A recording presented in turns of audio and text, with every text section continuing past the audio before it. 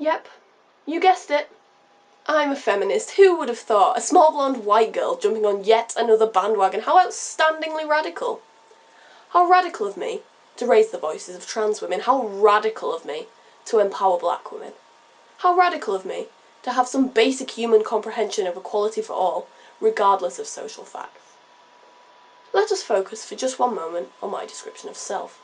I just detailed myself as a small blonde white girl within the first few seconds of this slam, and that's exactly the problem.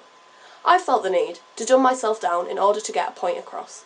Call myself a feminist, and I'm complying to the exact patriarchal value system that I'm trying to fight against.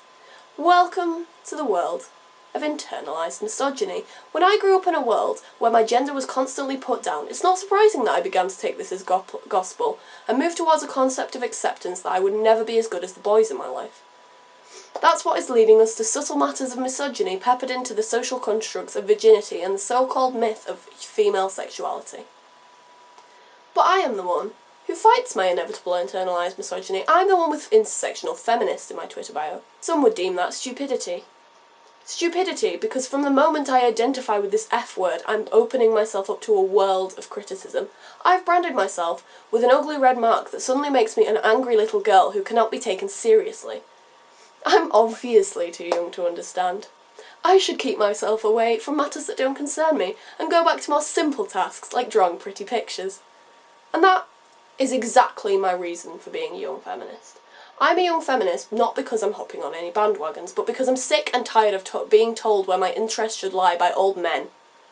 My social unawareness is definitely not something to look down upon, for perhaps I understand more about gender and race than the average member of the populace. It wouldn't be fair for me to keep that quiet, surely.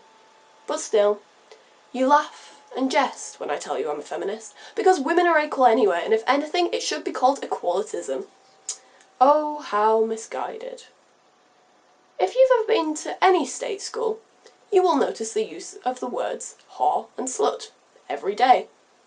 Usually used to reduce girls who have a lot of sex, or girls who somehow look like they have a lot of sex, or girls who wear short skirts, or girls who have a lot of male friends, or girls. Full stop. No explanation needed. That's because we live in a world where woman equals sexualised regardless of her personal sexual habits. The whole sordid affair becomes a complete joke when you realise that in actual fact, women's sexuality appears to be a great mystery. Not to be discussed under any circumstances because we shouldn't enjoy it. Oh no, that's slutty. It seems to me like a constant spiral of never-ending shame brought to our girls that nobody seems to fight against. I don't want this. I didn't ask for this. I'm done being quiet about this. Because all the angry remarks and crude jokes are obliterated to nothing when girls across the developing world are forced to sell their bodies to provide for the husbands and children they didn't want in the first place. Arguably, I have it easy, because I'm a white, cisgendered, middle-class woman, making the importance of uplifting black and non-binary women even more significant. Feminism is not a dirty word. It does not mean you hate men. It does not mean you hate girls that have nice legs and a tan. And it does not mean that you're a bitch or a dyke. It means that you believe in equality. Happy International Women's Day.